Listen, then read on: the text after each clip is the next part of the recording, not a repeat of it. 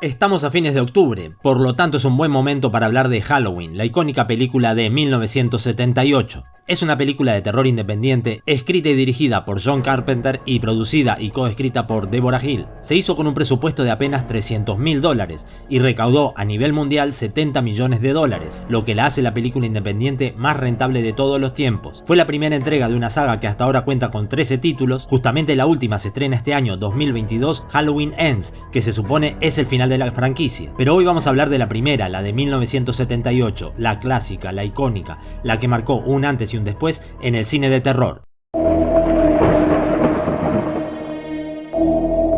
¿Qué es lo que la hace tan especial?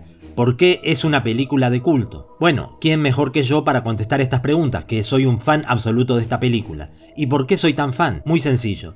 Porque cuando la vi por primera vez, pasé la hora y media más aterradora de mi vida en una sala de cine. Y ahora, varias décadas después, me sigue pareciendo tan buena como la primera vez que la vi. Yo tenía 12 años cuando fui a verla al cine de mi barrio, y casi todo el público en la sala éramos adolescentes o preadolescentes. Ya desde la primera escena, todos estábamos cagados. Los sobresaltos y escalofríos continuaron sin pausa y el suspenso fue incrementando progresivamente hasta que en los últimos 40 minutos de película la tensión era insoportable. Esa noche vi auténticas reacciones de pánico y terror en el público.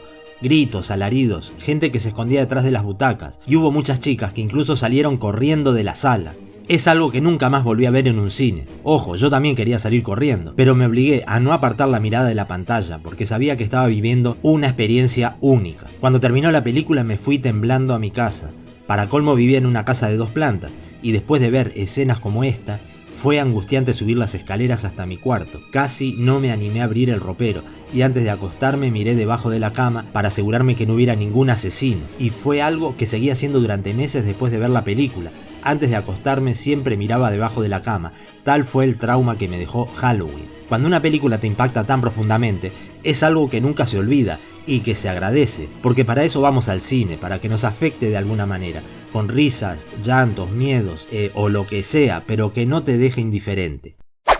Hay muchísimas cosas que son innovadoras en Halloween y que luego fueron copiadas y reproducidas hasta el hartazgo, tantas veces que ahora 40 años después se han transformado en clichés, casi en una broma. Vista hoy en día, Halloween parece un refrito y tal vez no sorprenda a nadie, pero hay que entender que fue la primera de su tipo. En 1978, esta película era vanguardista, tenía aspectos que eran únicos, nuevos y frescos. El cine de terror entre 1930 y 1950 estuvo dominado por los monstruos como Drácula, Frankenstein, el hombre lobo y la momia. Los escenarios donde transcurrían eran lejanos y sombríos como castillos, mansiones abandonadas, cementerios o laboratorios.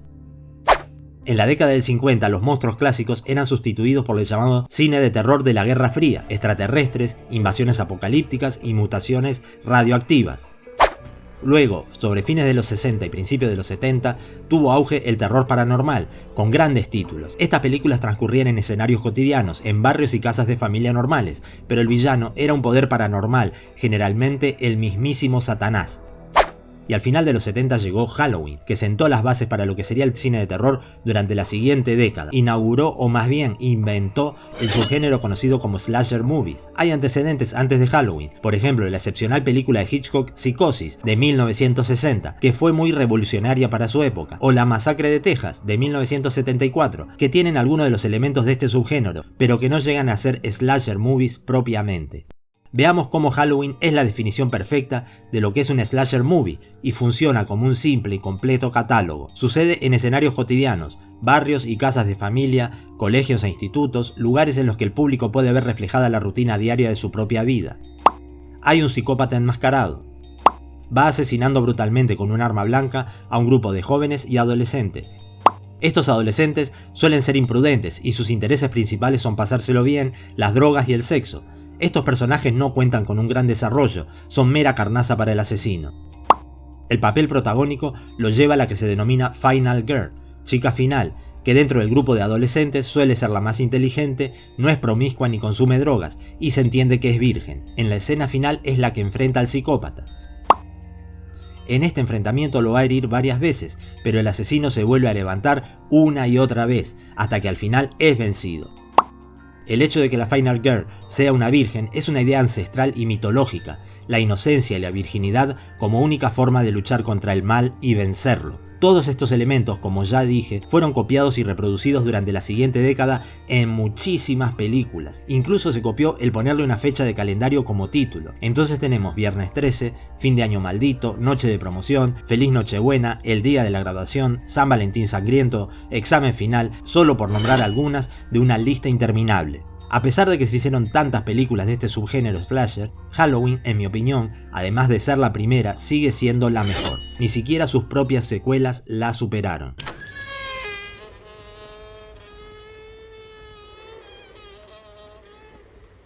Antes de Halloween, John Carpenter había hecho la muy interesante película Asalto a la Comisaría del Distrito 13 en 1976. El productor independiente Irwin Yablans se encargó de distribuirla y tuvo un éxito moderado. Yablans quedó impresionado con esta película y decidió que quería hacer algo junto con el director John Carpenter. Buscó el apoyo financiero de Mustafa Akkad para un nuevo proyecto que tenía en mente, una película sobre un psicópata que acosaba a niñeras. Akkad aportó $300.000 para el proyecto y este fue el ajustado presupuesto con el que contarían para toda la producción. Carpenter recibió solamente $10.000 por su trabajo. A cambio de este pobre salario, escribió el guión, dirigió la película y compuso la música. Era muy poco dinero, pero agregaron una cláusula en el contrato por el que le correspondía el 10% de las ganancias que dejara el film, y con el éxito que tuvo le tocó una buena tajada. Escribió el guión en 10 días junto a su novia Debra Hill, que también ayudó a la producción. Se titulaba El asesino de las niñeras. Se lo presentaron a Yablans y le encantó, pero sugirió trasladar la historia a la noche de Halloween y llamar así a la película. En este caso, el título jugó un papel importantísimo. Obviamente, si se hubiera llamado El asesino de las niñeras, no hubiera obtenido tanto éxito. Halloween es un nombre con mucho gancho, todo el mundo está familiarizado con ese término y sugiere muchas cosas. Debido al bajo presupuesto, no se podían contratar a grandes estrellas para el elenco. El actor mejor pagado fue el veterano Donald Pleasence, que tenía una larga trayectoria en cine y TV. Recibió $20.000 por su papel de Dr. Loomis, que rodó en una semana. En primer lugar, se había ofrecido ese papel a Christopher Lee, quien lo rechazó y años después dijo que rechazarlo fue un gran error en su carrera. La protagonista fue la desconocida Jamie Lee Curtis, que hasta entonces solo había hecho un par de papeles secundarios en televisión. Recibió un salario de $8.000. Cuando los productores se enteraron que era hija de Janet Leigh, no dudaron en contratarla. Janet Leigh es conocida por su papel en la película Psicosis, que es todo un referente en el cine de horror. De las 3 protagonistas femeninas, que supuestamente eran estudiantes de high school o bachillerato, únicamente Curtis era realmente una adolescente. Cuando se filmó la película contaba con 19 años. Nancy Loomis y Paige Soles tenían 28 años. El equipo era tan joven como el reparto, y todos los involucrados recuerdan el ambiente relajado que vivieron. Había pocas personas involucradas en la producción, una vez más por los problemas de presupuesto, entonces todos echaban una mano donde hiciera falta. Muchas veces los actores ayudaban a cargar y descargar los equipos para la filmación.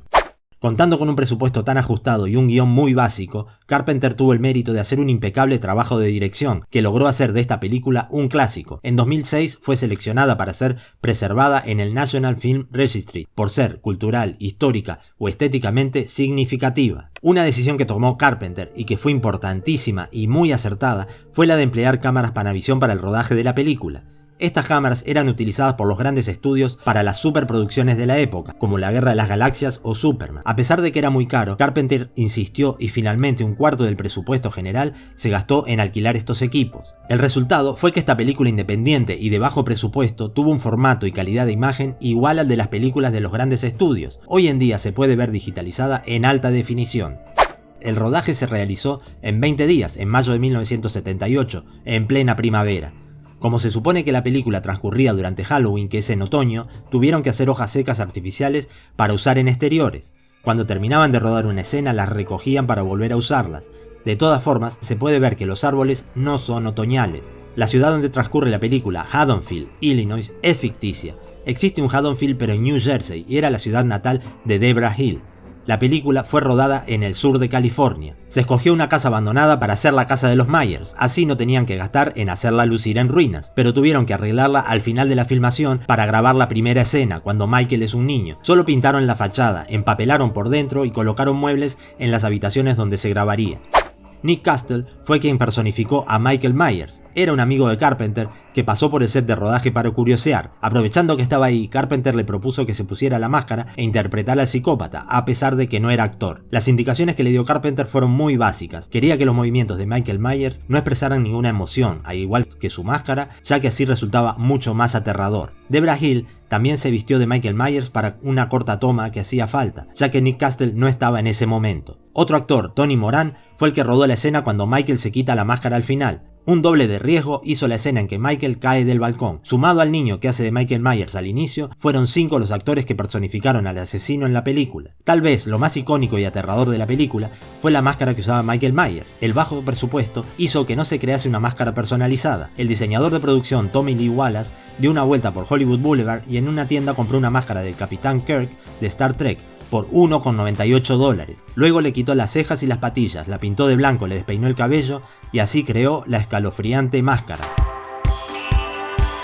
Irwin Yablans y Carpenter acordaron que Halloween tendría clase. La película sería terrorífica, pero no por la sangre y violencia gráfica. Yablans quería que el público sintiera miedo, no asco, y por eso no hay gore, ni siquiera hay sangre en esta película.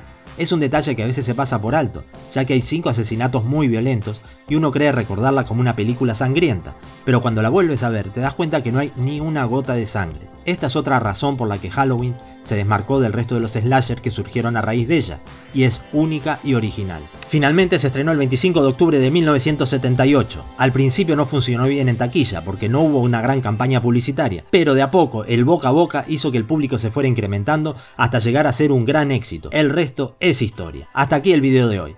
Pero todavía hay más para hablar de Halloween. En el próximo video haré un resumen de la película y mientras la vemos comentaremos algunos errores y agujeros en el guión, así como los aciertos y las genialidades que tiene este film. Nos vemos la semana que viene, no te lo pierdas.